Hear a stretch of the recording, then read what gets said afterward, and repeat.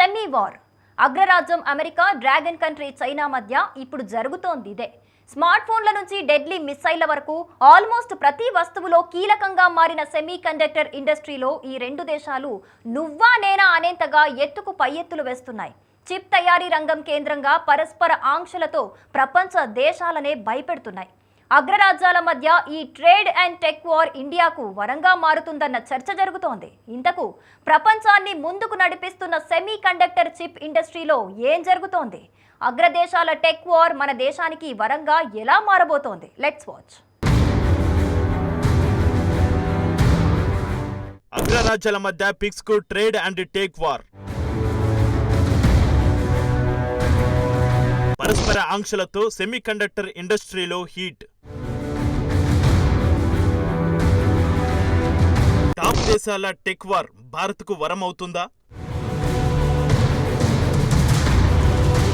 Semi conductor chip చూడ్డానికి చాలా చిన్నగానే ఉంటుంది, కానీ అది లేకపోతే ప్రపంచమే స్తంభించిపోతుంది. కార్లు, బైక్ల దగ్గర నుంచి ఎలక్ట్రానిక్ గృహ ఉపకరణాల వరకు ఈ చిన్న చిప్ లేకపోతే మనిషి బతుకు బండి కూడా ముందుకెళ్లదు.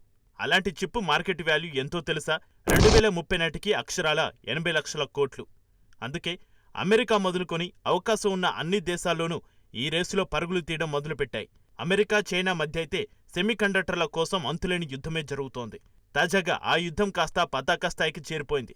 ఇప్పటికే వాణిజ్య యుద్ధంలో కత్తులు దూస్తున్న అగ్రరాజ్యాలు టెక్నాలజీ వార్లోనూ యాక్షన్ మార్చేశాయి.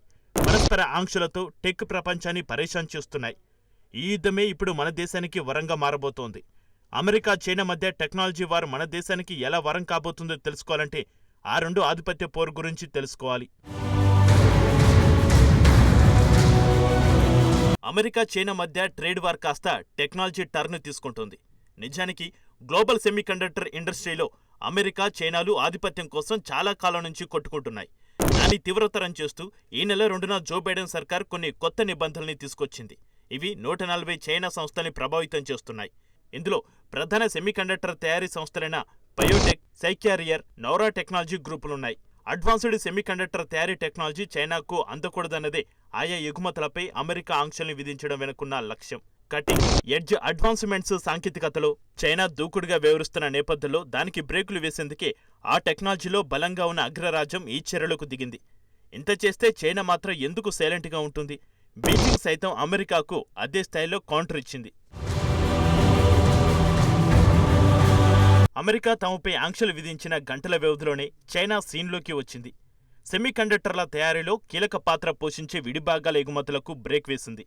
అమెరికాకు గాలియం, జర్మేనియం, యాంటిమోనీ తదితర ప్రధాన హైటెక్నాలజీ సరుకు రవాణాకు కళ్లం వేసింది.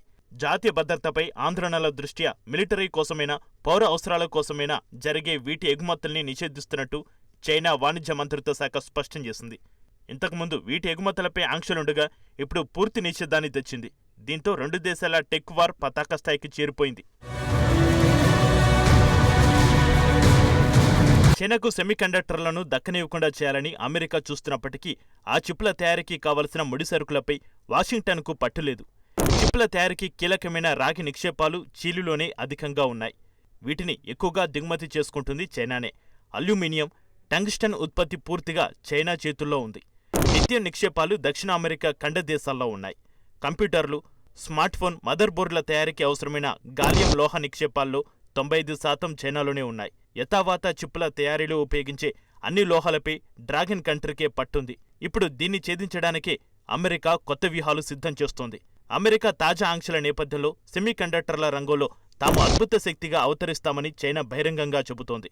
ఫలితంగా సెమీ కండక్టర్ల యుద్ధం భవిష్యత్తులో మరింత ముదురుతుందే తప్ప ఏమాత్రం తగ్గదని తేలిపోతుంది. మరోవైపు టెక్నాలజీ వార్ ఈ రెండు దేశాలకు మాత్రమే పరిమితమయ్యేలా కనిపించడం లేదు. అమెరికా బాటలోని మరిన్ని దేశాలు డ్రాగన్పై యాక్షన్ షురూ చేసేందుకు సిద్ధమవుతున్నట్టు కనిపిస్తోంది. వాటిలో జపాన్, నెదర్లాండ్స్ పేర్లు చాలా కాలంగా వినిపిస్తున్నాయి. చైనీస్ మార్కెట్కు అధునాతన ఉత్పత్తులను విక్రయించడాన్ని పరిమితం చేస్తూ జపానీస్, డచ్ కంపెనీలపై ఈ ఆంక్షలు తేనున్నట్టు తెలుస్తోంది. బీజింగ్పై అమెరికా మాదిరి ఆంక్షలు విధించేందుకు రెండు అతిపెద్ద చిప్ తయారీ పరికరాల సరఫరాదారులతో తాము చర్చలు జరిపినట్టు White House National Security Adviser చాన్నాళ్ల క్రితమే చెప్పారు. అమెరికా ఆంక్షలు కేవలం నిర్దేశిత చిప్ తయారీదారులకు మాత్రమే కాకుండా చిప్పు తయారీ పరికరాలను రూపొందించే వారిపై కూడా ప్రభావం చూపనుంది. అమెరికా యాక్షన్తో జపాన్, నెదర్లాండ్స్లో ఉన్న దిగ్గజ కంపెనీలు తమ హై ఎండ్ మిషన్లను కొనుగోలు చేసే అతిపెద్ద కొనుగోలుదారులుగా ఉన్న చైనాను కోల్పోనున్నాయి. ఇదే జరిగితే చైనాకు మరిన్ని ఇబ్బందులు తప్పవు.